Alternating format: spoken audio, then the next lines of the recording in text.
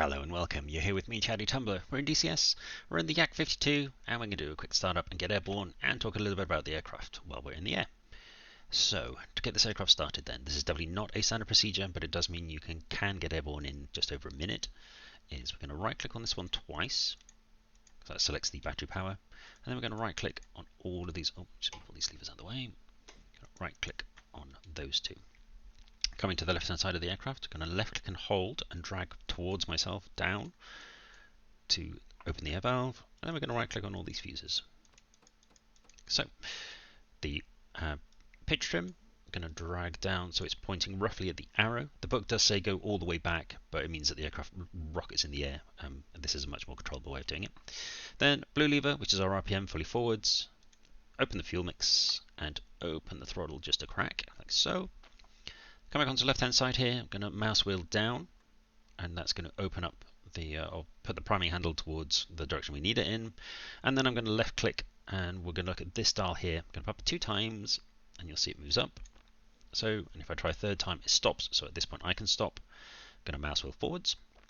And then I'm going to go to the magnetos, left click a couple of times until it says 1 and 2. And then the starting cover here, I'm going to right click, and there is a switch under here that you can't see, but we're going to right click again. And press and hold it for a second, and that gets the aircraft going. Let's make it a little quieter. I'm going to left click on the canopy here and close it.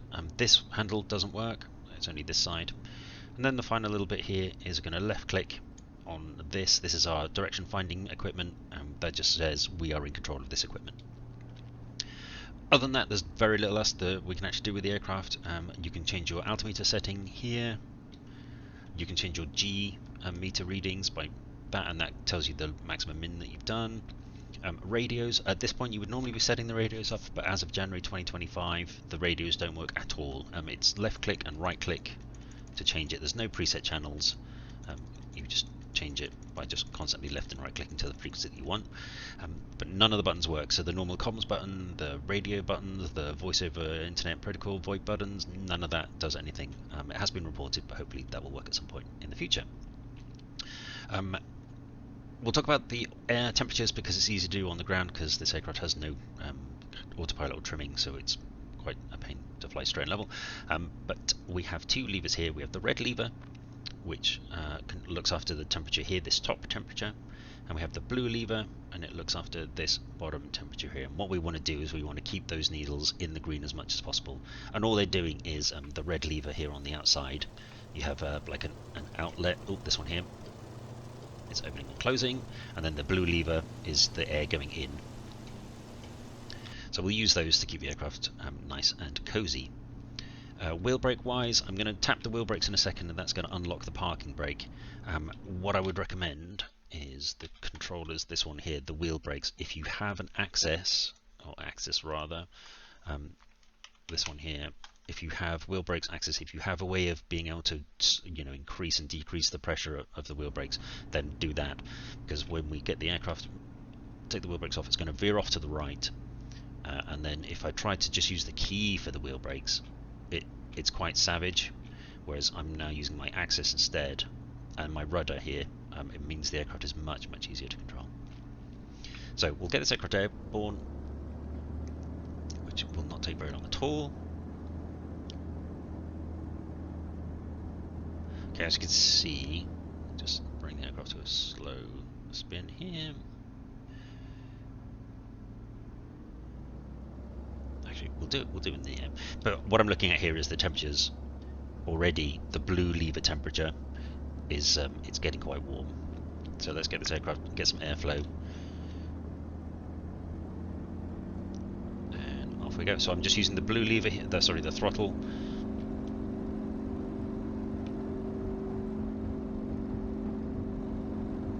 Get it airborne, and then I'll deal with the temperature.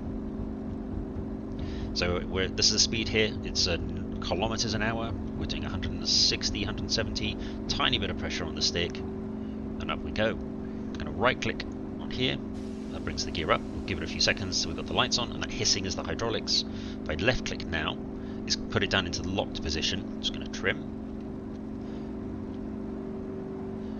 it's putting it in the lock position and it's not using our hydraulic pressure. Now, temperature-wise, you can see I've deliberately let it go hot. The blue lever, I'm just going to fully forwards.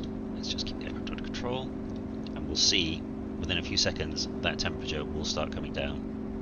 And as you can see, it's already getting down past 200 degrees, and it will be in the blue zone shortly, and then I can, sorry, in the green zone shortly, and I can move that lever back again. Engine management wise, as long as you keep the temperatures in the green, this thing will fly until you run out of fuel, and that leads me nicely to the fuel setting or the engine settings. You don't need to change your throttle very much on this one. You can do all the controls with the RPM, and that's this dial here, this top one. So at 100%, as long as you're managing your engines, you can fly for about 50 minutes, and that covers about 125 nautical miles. If we bring the this RPM down to 85%, actually 80% because 82 is what it says in the book, so just remember 80% for the next setting. That's your maximum continuous, and with that setting you can fly for about an hour and 10 minutes ish, and you cover about 160 miles in that distance or in that time. And then economy mode, if you bring the down to 65, so it's here where it's 65%, so you can fly for about, well, just under 2 hours, 1 hour 54, and you can cover 240 miles. So 100% power, you'll only do 120 miles ish. At 65% power, you'll do 240 miles. And as long as you manage the temperatures all the time, you'll just keep going. And this is a fuel gauge here. It's 120 litres, so you have 60 in your left and your right tanks, and that just goes down. Not really much else to talk about. So we'll talk about the direction finding, and we'll need to go into the mission editor afterwards, and I'll talk about how we've set that up. Let me just trim this aircraft up as much as it's able with this thing. So we have 4 different channels here that we can flick through, like so. And what it's doing is it's got some preset beacons that I've typed in, and this arrow here, if it picks up the signal from it, is pointing at that beacon. If we look on the map, if I just pause it so I don't crash as well, the only beacons it can pick up are these type ones that look like little stars with lots of dots all around them. So I've programmed in this beacon and that beacon, and I've also programmed in, I think, Dar el-Zor has got a beacon 295. Yep, Dar el-Zor. So I'll show you that. So when I change the beacons, we should see it's pointing this way for these 2 beacons, and then it'll point off to the northeast for that 3rd one. So let me just unpause. So what you're supposed to do is each aircraft should have an inner and an outer beacon. But what it does mean is if it doesn't, you can actually use it for 8 waypoints. So at the moment I'm on channel 1 effectively, and I'm on the outer beacon. So that's pointing that way. Now if I change it to the inner, I've actually programmed a different beacon into that one. So that is, it was pointing at this beacon, and it's now pointing at that beacon. And then what I've done for channel 2 is it going to pick it up? Yeah, it picks it up. So it's now pointing towards Dar el-Zor, which is miles and miles away. But I've put it on that frequency on both the inner and the outer, so that it doesn't matter what I've selected. If I forget when I'm busy flying, it's going to point to Dar el-Zor. And again, I'll show you that in the mission editor afterwards. The only other thing is this is a 2-seat aircraft, and I think in multiplayer you can fly with 2 people. The keys are 1 for the front key, 2 for the rear seat. Sorry, 1 for the front seat, 2 for the rear seat. Very, very similar setup. The only thing that's different is the instructor pilot who sits at the back. He has an extra set of warnings, mainly because he doesn't have a fuel gauge, so he has the running out of fuel lights and a little bit of extra things to do with battery power and chips in the paint and that kind of thing. Sorry, chips in the fuel. And then the other cool thing is he's got instrument failures, so you can flick some of these switches and it will make the front cockpit have instrument failures, but he still has all of his working in the back. But other than that, the layout, as you can see, is almost identical. You can only actually start the aircraft from the front because you've got the pressure settings and the pumps and things. And that, I think, is it. So yeah, that's the basics for the Yak-52. We'll get airborne. We flew around a bit. We talked about the engine settings. So remember, it's 100%, 80%, or 65% on the RPMs, and that is pretty much going to get you where you need to go. And we will jump into the mission editor for anybody who's interested on how to set up the ADF frequencies. So here we are in the mission editor, and I'll just show you about those frequencies. So I showed you them on the map. We have 363 here, 337 here, and way up here on Dar es we have the 295.